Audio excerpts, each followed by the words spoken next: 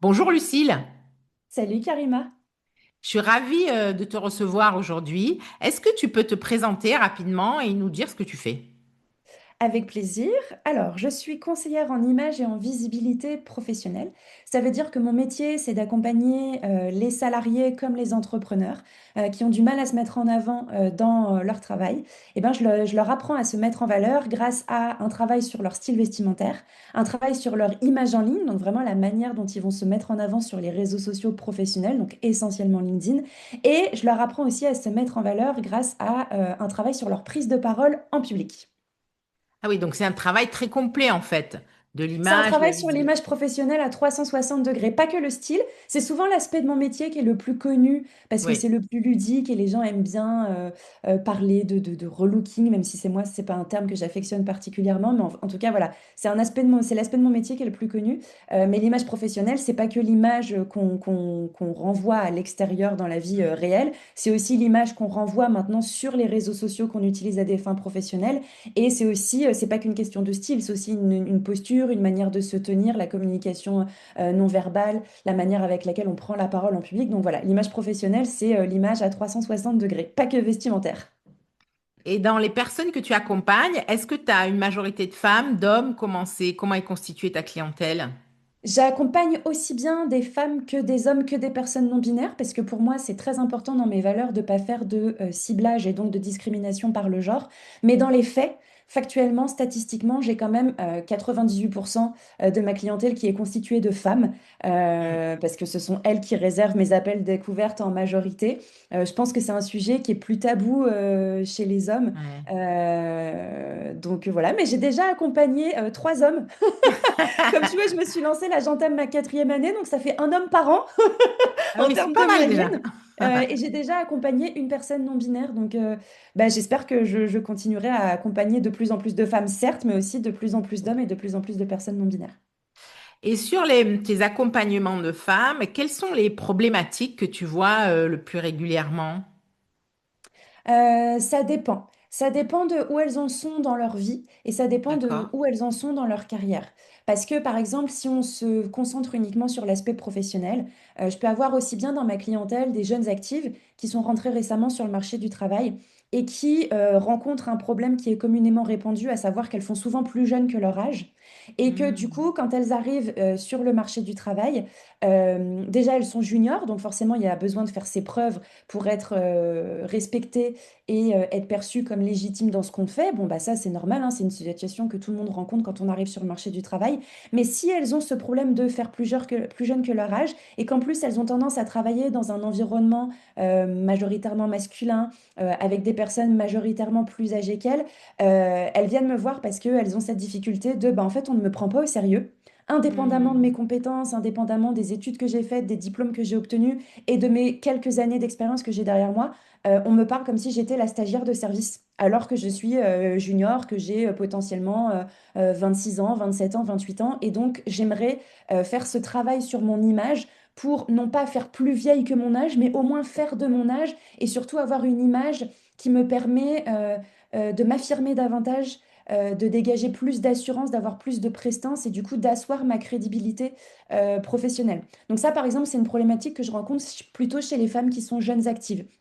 Après, je peux avoir des femmes qui sont par exemple en milieu de carrière, donc qui vont Hmm. avoir la quarantaine, tu vois, entre 40 et 50 ans, ou tu vois, 35 ans, qui ont cet enjeu de, bah voilà, ça fait 10 ans, 15 ans que je travaille, là, je vais faire un jump, où j'ai envie de faire un jump dans un poste à responsabilité, et l'image que je renvoie aujourd'hui, malheureusement, ne me permet pas de faire ce jump dans ce Ah poste oui. à responsabilité. Et j'ai besoin de travailler pareil, par exemple, d'asseoir mon expertise, de m'affirmer davantage, d'avoir une image peut-être qui incarne un petit peu plus l'autorité pour qu'on ose me confier des postes à responsabilité parce que mes années d'expérience sont là. Mes performances sont là, mes compétences sont là, j'ai fait mes preuves sur le plan du travail, mais comme je continue de renvoyer l'image du poste que j'ai actuellement, bah en fait, à chaque fois, mes managers, mes responsables, malgré mes performances, ne me confie pas forcément un poste à plus forte responsabilité de manager, de responsable, de directrice, etc. parce que on me sort des phrases un petit peu vagues et floues du style il faut que tu gagnes en seniorité, en maturité. Enfin, Hmm. donc c'est jamais factuel, c'est jamais sur les performances. Et en fait, c'est souvent une question d'image ou de se dire ah non, elle a pas assez de leadership, elle a pas assez de charisme pour qu'on lui confie telle équipe à manager. Et donc là, c'est pareil, on va faire un travail sur l'image, par exemple sur comment voilà incarner plus d'autorité, plus de légitimité. Il y a aussi souvent cette problématique, par exemple, pour des personnes comme ça qui me disent, bah voilà, euh, dans ma fonction, je suis directrice, je manage une équipe de temps. Donc c'est normal que j'incarne de l'autorité parce qu'il faut que les personnes m'écoutent, me suivent et en quelque part obéissent à mes directives, etc. Pour autant, je veux pas être perçue comme une femme sans cœur, avec les dents qui rayent le plancher et arriviste. Je veux rester accessible. Donc, comment on fait pour trouver ce juste milieu entre j'incarne suffisamment d'autorité, mais en même temps, je veux quand même renvoyer une image d'une personne accessible à qui on peut venir parler facilement, chaleureuse, etc.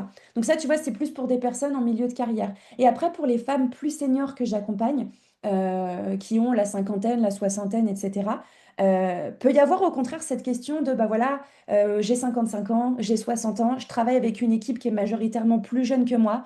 J'ai pas envie de renvoyer l'image de la professionnelle qui est totalement has-been, qui est coincée dans ses vieux schémas, dans ses vieilles manières de penser. Bien sûr, aujourd'hui, mon autorité, elle est là, donc j'ai pas besoin de faire mes preuves parce que mes années d'expérience et mes compétences parlent pour moi. Mais je voudrais quand même rester justement plus accessible, montrer que je suis une femme moderne, qu'on n'a pas besoin de m'exclure parce que je suis une senior, etc. Donc là, c'est pareil, c'est un travail qu'on va faire sur l'image. Et puis, par exemple, il y a aussi des personnes qui peuvent faire appel à mes services parce qu'en fait, elles quittent le monde du travail, elles partent en retraite. Et quand on s'est habillé une certaine manière toute sa vie et que Hmm. du jour au lendemain, on n'a plus besoin de s'habiller comme si on allait au bureau, bah, c'est pas pour autant qu'elles ont envie de traîner en jogging chez elles toute la journée. Mais en fait, elles ont envie de bien s'habiller, mais pas non plus de s'habiller avec le blazer, les talons aiguilles, etc. Parce que dans leur vie de retraité, ça n'a plus de sens. Donc, comment on fait pour se trouver un nouveau style qui nous correspond tout autant, mais qui est plus adapté à notre quotidien? Ça, c'est les problématiques. Et puis après, il y a des problématiques plus personnelles, mais qui vont de pair avec notre évolution professionnelle, du style les prises ou les pertes de poids. Comment on fait pour se réapproprier son image, pour se sentir bien dans son image quand on a perdu trop de poids ou pris trop de poids et qu'on ne reconnaît plus trop le corps qui est le nôtre. Comment on fait pour se sentir bien quand on est enceinte. Comment on fait pour s'habiller, pour aller au travail quand on est enceinte ou quand on est au postpartum et qu'on n'a pas encore retrouvé le corps qu'on avait d'avant la grossesse. Ça, c'est tout un sujet parce que bah, peut-être qu'on est une femme et qu'on sait très bien s'habiller, très bien se mettre en valeur dans notre quotidien, puis la grossesse vient chambouler tout ça parce que notre corps est quand même énormément modifié.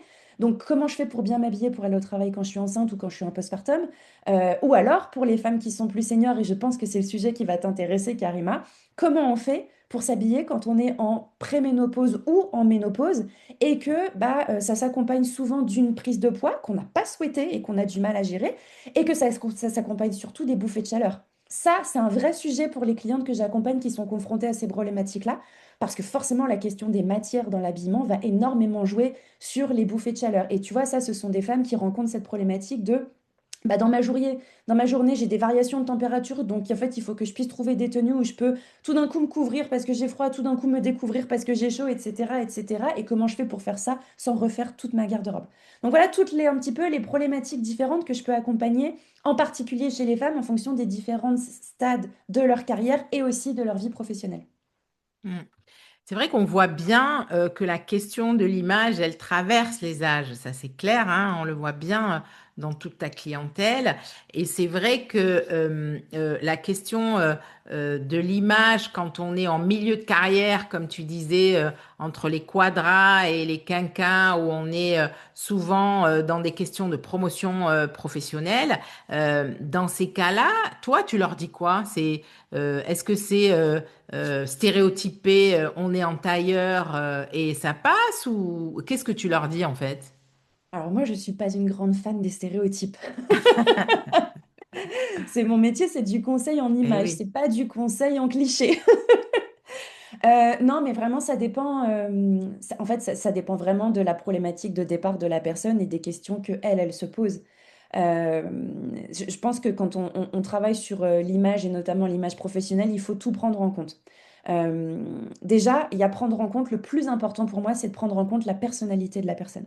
Parce que souvent, j'ai des personnes, par exemple, qui vont venir me voir, qui me disent, bah voilà, je travaille dans tel secteur d'activité, j'ai telle fonction, j'ai tel niveau de responsabilité, et ça fait 20 ans que je m'habille de telle manière parce que j'ai voulu me fondre dans Oui. la masse, rentrer dans le moule de ce que je pensais qui était attendu de moi dans mon environnement professionnel. Et donc, je me suis approprié à 200% les codes de mon environnement Hmm. professionnel. Et souvent, c'est des personnes qui, après 10 ans, 15 ans, 20 ans, viennent me voir en me disant, mais j'en ai marre parce qu'en fait, cette manière de m'habiller, c'est pas moi. C'est pas ce qui Hmm. correspond à ma personnalité. J'ai l'impression que la Karima que je suis, par exemple, a complètement disparu au profit des codes notamment vestimentaire, de mon environnement professionnel. Donc souvent, il y a un vrai désir de reconnexion à soi et de Hmm. comment je fais pour trouver le juste équilibre entre, certes, il faut quand même que je m'approprie les codes de mon environnement professionnel, parce que si je m'habille comme une uluberlue, ça peut me Oui, décrédibiliser forcément. en termes Hmm. d'image professionnelle, mais comment je fais pour trouver le juste milieu avec, quand Hmm. même, j'arrive à intégrer des éléments de personnalité, de ma personnalité dans ma manière de m'habiller. Donc déjà ça, il y a ça. Comment on fait pour trouver le juste milieu entre la personnalité et les codes de l'environnement professionnel? Et après, il y a aussi cette question de, bah, justement, quels sont les codes de mon environnement professionnel? Il y a des personnes qui, au contraire, peuvent s'être habillées d'une certaine manière toute leur vie, qui leur est fidèle, mais qui n'ont jamais réussi à s'intégrer les codes de leur environnement, à s'approprier les codes de leur environnement professionnel et qui, du coup, ont besoin d'aide pour être conseillés. Donc, on va étudier, bah voilà, regarder la culture d'entreprise, comment les collaborateurs s'habillent autour de moi de manière globale, comment les collaborateurs s'habillent dans des entreprises qui sont concurrentes ou au contraire des partenaires de mon entreprise. Parce qu'en fonction de si je travaille dans la finance ou si je travaille dans la mode, forcément, c'est pas du tout les mêmes codes Oui, tout à professionnels fait. qui sont Tout à fait. attendus et qui sont acceptés et tolérés quand on travaille. Donc, comment on fait pour bien identifier les codes de notre environnement? Et après, toujours pareil, comment on fait pour les intégrer? Et puis après, il y a quand même des questions qui sont plus génériques, où par exemple, tu vois, je vais Hmm. être en capacité d'expliquer que, bah voilà, par exemple, forcément, quand on s'habille, quand on se fait des tenues avec les couleurs qu'on appelle les couleurs basiques qui sont les couleurs classiques que tout le monde connaît, à savoir le noir, le blanc, le gris, le bleu marine, le beige, bah Hmm. forcément, ça c'est parfait pour renvoyer une image professionnelle beaucoup plus classique, beaucoup plus posée. C'est bien si on a besoin justement de pas trop se faire remarquer, de se fondre un petit peu dans la masse et d'être prise au sérieux, mais que par exemple quand on est habillé avec des touches de couleurs vives, forcément ça permet de renvoyer une image un petit peu plus dynamique et forcément de nous différencier un petit peu de nos collègues, nos collaborateurs, parce que c'est plus rare les personnes qui vont s'habiller avec de Oui, la couleur et exactement. notamment avec des couleurs vives. Et donc du coup, comment on fait pour doser? Est-ce qu'il faut que je m'habille en couleur foncée de la tête aux pieds? Est-ce qu'il faut que je m'habille en couleur vive de la tête aux pieds? Quel est le juste milieu à trouver entre les deux? Est-ce que je m'habille en couleur vive avec des touches de couleur foncée? Est-ce que je m'habille en couleur foncée avec des touches de couleur vive? Et après, ça, c'est un travail qui se fait au cas par cas. Parce que Hmm. forcément, Oui. encore une fois, en fonction du secteur d'activité de la personne, de son poste, de son niveau de responsabilité et de sa personnalité, eh ben, ça va pas être le même résultat final qu'on va faire Hmm. à la fin. Hmm. Mais je trouve ça très intéressant ce que tu dis, et c'est vrai qu'on n'y pense pas, c'est de benchmarker un peu son environnement professionnel, c'est-à-dire de voir autour de soi comment les uns et les autres sont habillés. Ça, c'est vrai que c'est une première indication. Et ça me fait penser ce que tu dis aussi. Moi, je pense très régulièrement parce que j'avais accompagné il y a quelques années, et un peu moins maintenant, mais plus il y a quelques années, des femmes dirigeantes et managers. Et ça, c'était une vraie question parce que moi aussi, je suis passée par là, hein. Quand je dirigeais, je me suis souvent posé la question et en fait, j'ai adopté le tailleur strict dont je parlais tout à l'heure. Tu vois, petites chaussures pas trop hautes, tailleur strict dans les couleurs incroyables du noir, du marine et du gris. Tu vois, parce que dans ma tête, c'était à la fois, ça permettait de se fondre dans un monde très masculin, parce que Oui, c'était ça aussi. Et puis, même si maintenant, heureusement, on en parle un peu plus, ça permettait aussi, d'une certaine façon, de se protéger de toutes les remarques oui, sexistes sur tes vêtements. Tu vois, donc il y a ça. Pour moi, ça reste encore une vraie question quand tu es manager, quand tu as une fonction de direction. Comment toi, tu te sors de cette espèce d'injonction paradoxale, quoi. Tu vois, d'attitude. Ouais. complètement. Complètement. C'est un sujet qui est vraiment toujours d'actualité. Et pour te dire, en septembre 2025, j'ai animé une masterclass auprès des femmes membres du réseau Women First. Mhm.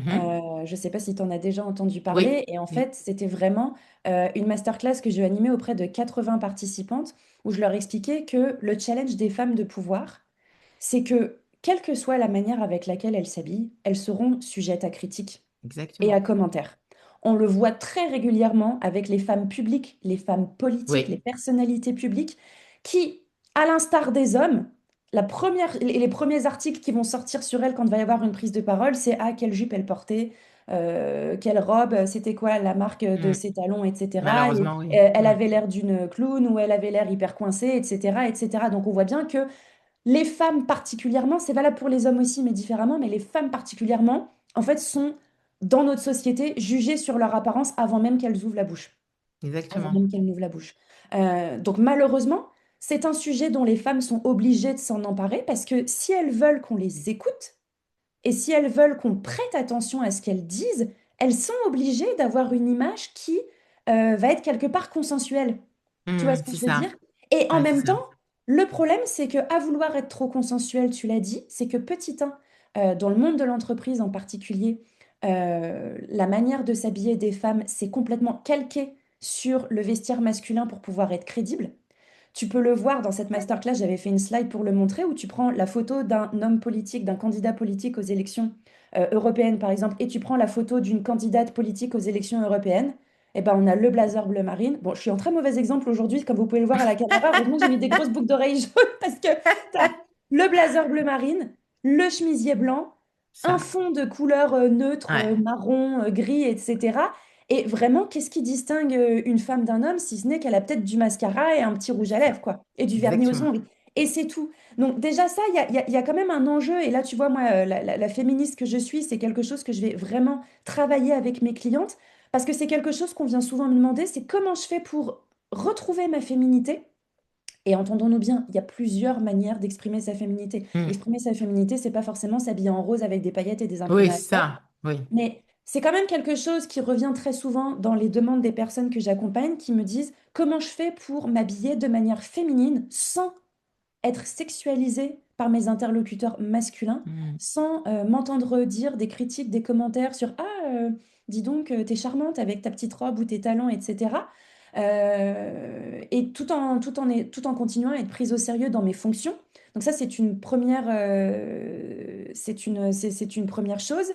Et puis, il y en avait une deuxième, mais j'ai oublié dans ce que tu m'as dit. Attends, je vais réfléchir, ça va y revenir. Là, typiquement, ce genre de truc que tu coupes Ouais. plutôt en montage. Mais, mais c'est vrai que c'est ça, c'est à la fois être en conformité avec son entourage, mais à la fois la prise au sérieux et à la Mm. fois de se protéger des remarques sexistes. Tu vois, ça fait C'est beaucoup de ça, choses en fait.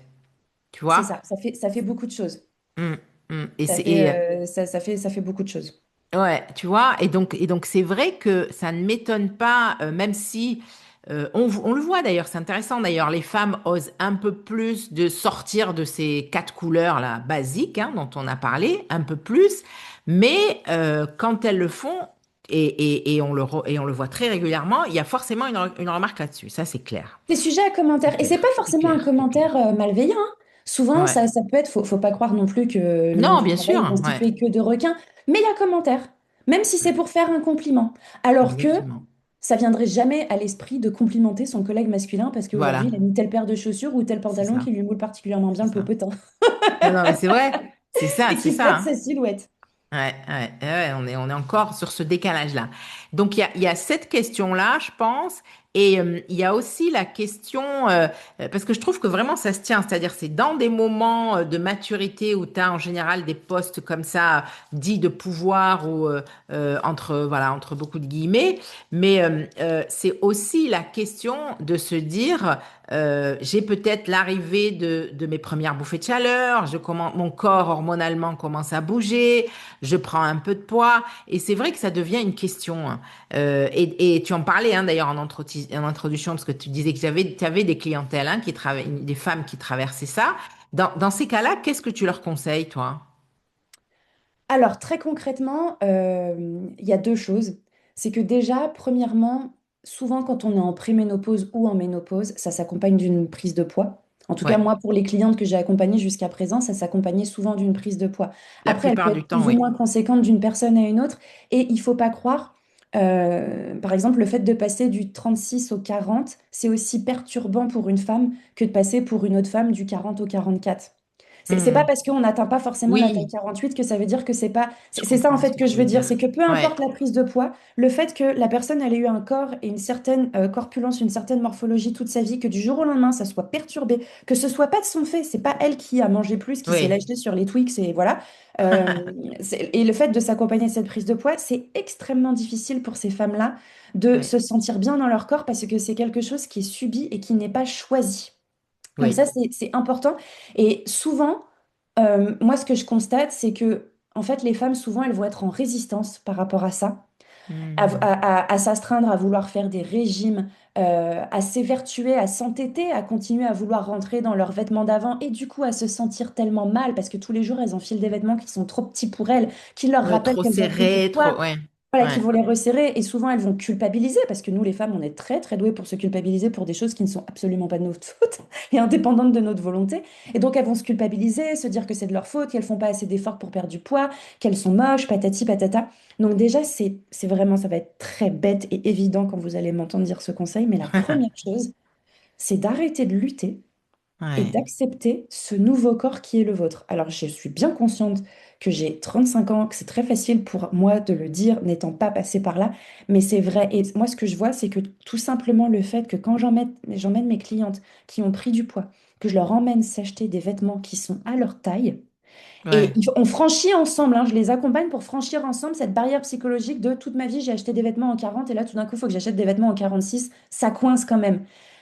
Bah, en fait, c'est un palier qui est à franchir parce qu'en fait, une Oui. taille, c'est qu'un chiffre sur une étiquette. Et quand elle commence et que pendant une journée, je leur fais essayer des vêtements qui sont à leur taille, qui leur vont bien, qui les boudinent pas, qui les serrent pas, qui font pas ressortir les bourrelets, etc. Mais déjà ça change tout. Déjà ça Hmm. change tout. Le fait de s'habiller à sa taille avec des vêtements qui nous vont bien, bah oui, peut-être qu'on a pris du poids.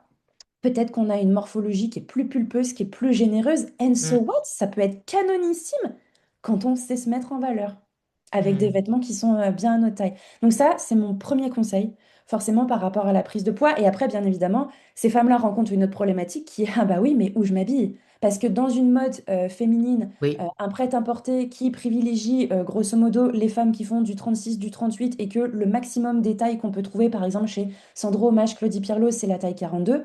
Bah, comment Ouais. les femmes de 44, 46, taille 48, etc. font pour s'habiller? Bah forcément, elles viennent me voir parce que là aussi, je les emmène dans des marques que je connais qui sont plus inclusives et qui font de toutes les tailles. Donc ça, c'est une première chose. Et la deuxième chose, c'est que pour les femmes qui sont en préménopause ou en ménopause et qui rencontrent le problème des bouffées de chaleur, là, il faut absolument investir dans des vêtements en matière naturelle. Parce que Hmm. euh, pour on va dire l'essentiel de notre dressing, la plupart des gens que je rencontre, et je ne fais pas exception à la règle, on va dire que 90% de notre dressing est constitué de vêtements qui sont faits à partir de matières artificielles ou synthétiques.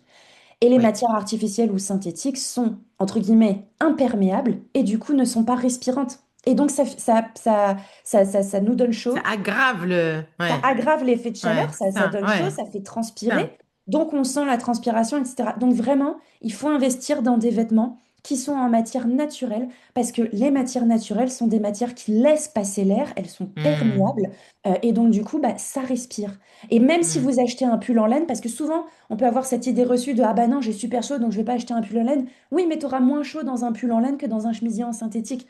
Parce que la laine, certes, ça tient C'est très chaud, ça. mais ça Ouais. respire. Et Hmm. donc, on n'a pas cette sensation d'être enfermé dans quelque chose en plastique qui nous fait transpirer ou ça respire Hmm. pas. Donc, vraiment, les matières naturelles, alors ça va être le coton, ça va être le lin, ça va être la soie, ça va être la laine. Est-ce que j'en ai d'autres? Attention, la Ouais. viscose n'est pas une matière naturelle. Contrairement à ce que tous les vendeurs et les vendeuses vont dire, la viscose est une Oui. matière C'est artificielle. vrai. C'est-à-dire que oui, on C'est part de vrai. la pulpe de bambou, mais on l'a tellement travaillé, on l'a tellement transformé que ce n'est plus une matière naturelle à la fin, c'est une manière Hmm. naturelle qui a été transformée. Donc c'est pas encore une Hmm. matière synthétique parce que c'est pas quelque chose qui est issu de la pétrochimie, c'est pas du pétrole, c'est pas du plastique, Ouais. etc. Mais Ouais. c'est une matière qu'on va dire artificielle et donc forcément ça tient un peu plus chaud que les matières naturelles. Donc Hmm. voilà, investir vraiment dans des matières naturelles, ça c'est mes deux plus gros conseils pour pallier Hmm. Hmm. aux bouffées de chaleur. Hmm. C'est important ce que tu dis là. La question de mon corps change il faut que j'accepte, quoi. Je veux dire, c'est un chiffre. Et j'ai trouvé ça super que tu dis ça. Ce n'est qu'un chiffre. Que tu fasses 38 ou 42, c'est un chiffre. L'idée, c'est vraiment de trouver un vêtement qui taille bien, dans lequel tu es bien, et de pas s'acharner à re-rentrer dans son fameux 38 d'il y a quelques années, quoi. Ça, je trouvais ça très important que tu le reprécises, ouais. Ouais. C'est un vrai cheminement individuel parce que, C'est ça. encore une fois, j'insiste par rapport au fait que c'est beaucoup plus facile à dire qu'à faire. Et il Oui, bien suffit pas de se sûr. lever un matin et de se dire, ah bah aujourd'hui je décide, un peu comme une bonne résolution, ah bah aujourd'hui je décide de m'accepter tel que je suis. Non, c'est Oui, extrêmement, il y a je un pense, cheminement. voilà, c'est Il y a un extrêmement cheminement. difficile de tout d'un coup, du jour au lendemain, de plus reconnaître le corps qu'on avait depuis des dizaines et des dizaines d'années. Donc, c'est un cheminement. Et moi, je précise toujours que mon métier, c'est le vêtement. Mon métier, c'est pas, je suis pas une professionnelle de santé qui est là pour accompagner à la psychologie. Et donc, tu vois, Hmm. les personnes que j'accompagne et les personnes qui viennent me voir, euh, souvent, ce sont des personnes qui soit sont en train de faire ce travail d'acceptation sur le plan psychologique, qu'elle le fasse seule ou qu'elle le fasse de manière accompagnée, hein, en allant voir un psy, en allant voir un coach, en lisant des ressources, peu importe. Ou alors ce sont des personnes qui ont déjà fait ce travail et qui du coup Hmm. ne savent, ok, elles sont prêtes à s'accepter ou en tout cas elles sont en train de faire cette démarche, ok, mais comment je fais maintenant pour passer à l'action? Parce que Eh moi, je oui, savais très bien m'habiller pour un corps qui faisait du 40 ou du 42, mais je ne sais pas m'habiller pour un corps qui fait du 44 ou du 46. Donc ouais. comment je fais? Et là, elles viennent me voir pour que je les aide à passer à l'action. Et, et c'est sûr, encore une fois, je suis pas psychologue, je suis pas professionnelle de santé mentale, mais c'est sûr que, encore une fois, cet accompagnement peut aider, on va dire, à accélérer le déclic. Et c'est ce que je te dis Hmm. quand je les emmène, et moi je le vois, ne serait-ce que dans une journée de personal shopping, la cliente que j'ai le matin, elle n'est pas dans le même état psychologique à la fin de la journée. C'est-à-dire qu'il y a un cheminement au fur et à mesure de la journée. Au début, elle est très frileuse.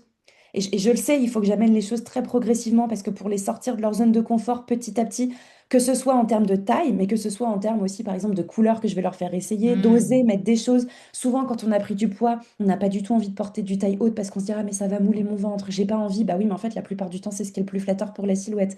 On n'a pas envie de porter des couleurs claires ou des couleurs flashy parce qu'on veut pas attirer le regard sur nos courbes, nos formes, notre morphologie qui est généreuse, qui est pulpeuse. Euh, et donc, au début de la journée, je les vois, elles sont très, très frileuses. Et puis à force de les faire essayer, et puis à force aussi d'être accompagné toute la journée avec une personne qui va les complimenter, qui va leur dire, mais attends, pourquoi tu trouves que ça te va pas? Moi, je te trouve magnifique dans ce pantalon, il te va super Hmm. bien. Oui, il moule tes hanches. Et alors, qui a dit que des hanches de 44 c'était moche? C'est super beau. T'as des Hmm. formes. Il suffit de regarder les sculptures et les peintures de l'Antiquité. Croyez-moi que les nanas, elles faisaient pas du 36 ou du 38. Les critères de beauté à l'époque, c'était quand même des nanas au corps pulpeux et généreux. Et en fait, je le vois au fur et à mesure de la journée. Ça se détend, ça se détend, ça se détend. Et à la fin de la journée, je suis capable de leur faire essayer des choses beaucoup plus osées. Parce qu'en fait, au fur et à mesure Hmm. de la journée, mes clientes, elles ont fait un cheminement pour s'accepter Eh petit à oui, petit. eh oui. Et on fait sauter des petits blocages comme ça. Mais c'est très personnel et ça va énormément varier d'une personne à une autre. Hmm. C'est vrai que c'est important, surtout que il y a quelques années, j'avais lu en fait que la taille moyenne des Français, c'est 44. C'est Ouais, pas 42, 36, 44. 38, 42, Ouais, 44, hein, tu ouais, vois, c'est encore 42, 44. d'actualité. Ouais, Donc, tu vois, s'acharner au 36, 38 et de pas trouver dans certaines boutiques au-delà du 42, c'est aberrant, tu vois, complètement. où tu te dis... et je repensais aussi à ce que tu disais sur les matières naturelles. Vraiment, ça, c'est une clé primordiale quand Mm. les femmes sont bouffées de chaleur. Il n'y a rien de mieux que les matières naturelles, de toute façon, hein, ça c'est clair, hein, tu l'as dit, et c'est important de le redire. C'est pas la peine de chercher des matières sophistiquées, pseudo-respirantes, Ah tu non. vois, alors qu'on a le basique, coton, lin, soie, laine, quoi. Tu Mais il faut vois. faire attention parce que, enfin, en fait, les matières naturelles, le problème, c'est que souvent, ça coûte cher. Ça coûte plus Oui, cher ça que c'est les vrai. matières synthétiques. Donc, il y a aussi Ça un peu c'est un vrai. cap psychologique à passer de se dire, mince, moi, par exemple, toute ma vie, j'ai investi tel budget en moyenne dans mes vêtements, dans ma garde-robe, et tout d'un coup, mon budget, il double parce que je suis obligée d'investir dans des vêtements qui sont dans des matières plus nobles. Donc, ça, c'est Hmm. pareil, c'est à faire petit à petit, à moins qu'on ait des moyens faramineux, ce qui peut arriver. Mais sinon, on renouvelle pas sa garde-robe du jour au lendemain. C'est quelque chose qu'on fait Oui, bien de sûr. manière Petit à progressive. petit. Et il y a un troisième conseil que j'ai oublié de te donner, mais qui peut être utile aux femmes en préménopause ou ménopause qui rencontrent ce problème des bouffées de chaleur, c'est le layering. C'est-à-dire de se créer des tenues avec plusieurs couches. Comme ça, bah, Hmm. quand on a chaud, J'ai pas juste une robe et une veste, et du coup, bah, une fois que j'ai enlevé ma veste, qu'est-ce que je fais si j'ai toujours trop chaud? Je ne peux pas.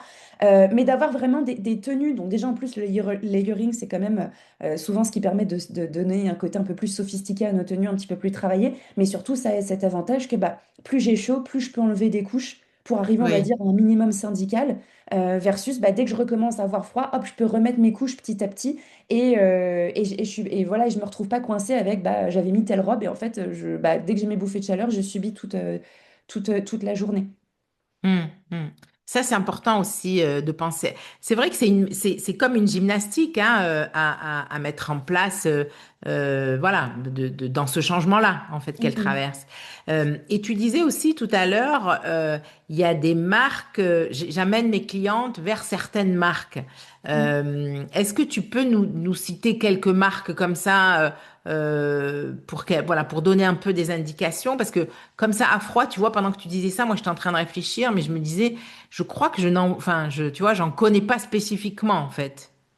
Bah, je vais citer trois marques françaises que j'affectionne beaucoup et chez Ah, qui très vraiment bien. j'emmène souvent la plupart de mes clientes qui ont besoin de s'habiller en plus que la taille 42. Déjà, il y a Almé Paris. D'accord. Almé Paris, donc A-L-M-E accent aigu Paris, D'accord. que vous pouvez regarder, qui est une marque française qui a été fondée par sa fondatrice, Emmanuelle, je crois, OK. euh, à vérifier, qui, si je me souviens bien de son parcours, elle, c'est après la grossesse qu'elle a pris du poids. Et où elle a Ah, jamais réussi à retrouver son corps d'avant alors que c'est quelqu'un qui était assez menu, je crois qu'il faisait du 36, du 38 et puis pas que après la grossesse s'est mis à faire du 40-42 et elle n'arrivait pas à s'habiller et donc du coup elle a décidé de créer sa propre marque de vêtements pour les femmes. Je crois qu'elles vont jusqu'au 54 en termes de taille. d'accord. Donc c'est D'accord. génial. Du coup, comme c'est une marque française, bah, c'est des petites collections. On n'est pas du tout dans la fast fashion qui fabrique en petite quantité et en édition limitée. Donc c'est D'accord. super. Elles ont un showroom dans Paris. Il suffit d'aller sur leur site pour prendre rendez-vous. Donc vraiment, elles, je les recommande. C'est super, notamment si vous voulez vous trouver des pantalons qui vous vont bien. Je vous recommande d'aller chez cette marque-là. Il y a une autre marque que j'affectionne beaucoup qui s'appelle Make My Lemonade, qui est aussi une marque française. Ou alors là, non seulement elles sont hyper inclusives parce qu'il me semble qu'elles vont jusqu'à la taille 48. Et là, grâce à la levée de fonds qu'elles ont fait, elles ont des fonds pour développer et sortir davantage de taille, si je me Ah, souviens bien. super. Et ça, c'est une marque française qui a quelques boutiques. Il y a une boutique à Paris. Je crois qu'il y en a D'accord. une qui vient d'ouvrir à Lille et il y en a une à Lyon. Donc, c'est pas une marque française qui est répandue dans toute la France, mais vous pouvez commander Non. sur site internet. Et en plus, elles ont Oui, ça, c'est la bien. particularité de proposer des vêtements extrêmement originaux et colorés. Donc, ça, c'est super si vous avez envie de Ça, c'est pimper bien, votre ouais. garde-robe, en plus avec des couleurs qui vous donnent la pêche et la patate et qui vous permettent de ne pas vous habiller comme tout le monde. Et il y a une troisième marque française que j'affectionne beaucoup qui s'appelle Héroïne Paris, comme des héroïnes. Ah, d'accord. Où les vêtements, pareil, sont très inclusifs en termes de taille. Et il y a aussi pas mal de couleurs. Et ce que j'aime bien dans Héroïne aussi, c'est que ce sont des coupes, plutôt des coupes cintrées. Donc pour toutes les personnes qui ont une Ah, morphologie en X, en 8, en A, en V, c'est vraiment c'est vraiment la marque parfaite. Elle a toujours, c'est une marque qui a toujours un petit côté un petit peu rétro. Un petit peu années hmm. 50, un petit peu pin-up, etc. Et c'est une super jolie marque qui fabrique des vêtements de qualité qui sont fabriqués en Europe. Donc ça, après, il y en a d'autres, bien évidemment, mais c'est vraiment mes trois marques Oui, coup bien de sûr. cœur que je recommande aux auditrices et aux auditeurs et qui, en plus, sont des marques françaises. Oui, ça c'est bien, mais c'est vrai que c'est bien d'avoir voilà des possibles et puis il y a le volet de pouvoir commander aussi en ligne parce que bon beaucoup sont à Paris mais voilà comme ça quand on est un peu partout c'est aussi possible. Tu disais aussi que tu accompagnais sur les questions de posture Mhm. et en général dans les femmes qui sont cadres tu leur donnes quoi comme conseil de posture? Alors, encore Après, une tu vas fois, me ça, dire, ça ça dépend, c'est dépend vrai? vraiment ouais, de la Ouais, problématique de départ de la personne. J'ai accompagné une cliente, tu vois, sur sa prise de parole qui travaille dans le milieu de l'enseignement supérieur dans une d'accord, grande école euh, à la direction pédagogique. Et donc, elle avait un poste à responsabilité. Et tu vois, par exemple, elle avait cet enjeu de bah, potentiellement, si sa responsable partait parce qu'elle était amenée à évoluer vers elle aussi un poste à plus de responsabilité, bah, potentiellement le poste de sa responsable allait se libérer et elle pouvait y prétendre.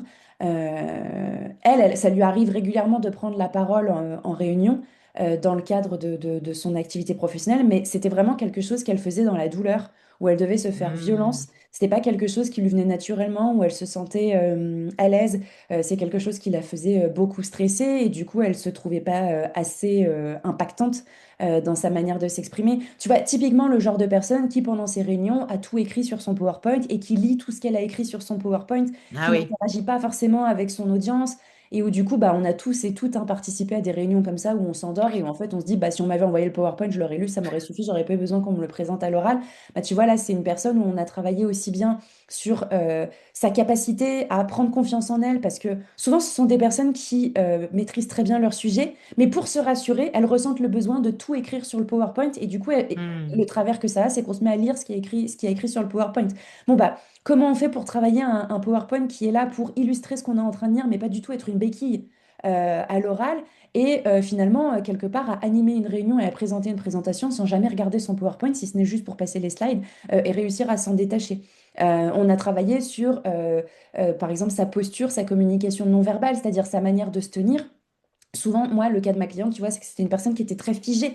Elle était tellement stressée que du coup, tu vois, elle se plantait à un endroit dans la salle, elle bougeait pas, elle faisait quasiment pas de gestes, etc. Tellement elle était stressée, c'est pas naturel, ça fait figer, ça endort l'auditoire. Donc, comment on a fait pour un petit peu travailler déjà sa gestuelle et puis aussi comment travailler ses déplacements dans l'espace?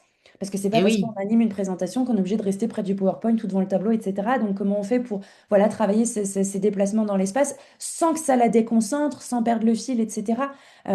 Comment on fait pour qu'elle se redresse, qu'elle soit pas dans une posture, tu vois, complètement les épaules Ah oui, voûtées en voûté. avant, où on se fait toute Hmm. petite, on se recroqueville parce qu'on s'excuse d'être là.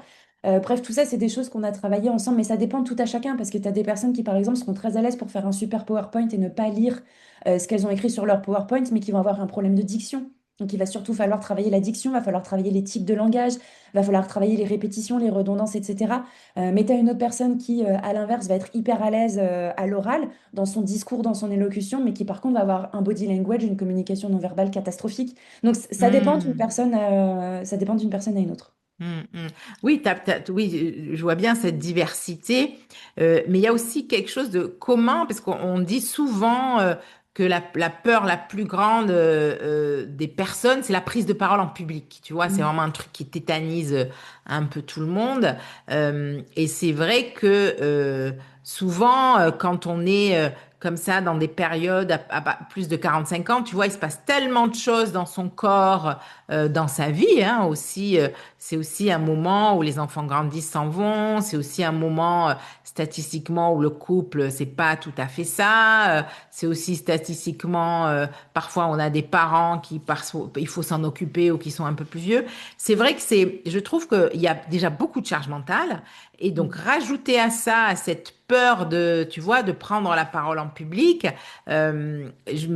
toi, est-ce que tu donnerais un conseil? Est-ce qu'il y a quelque chose qui peut être aidant sur ce volet-là.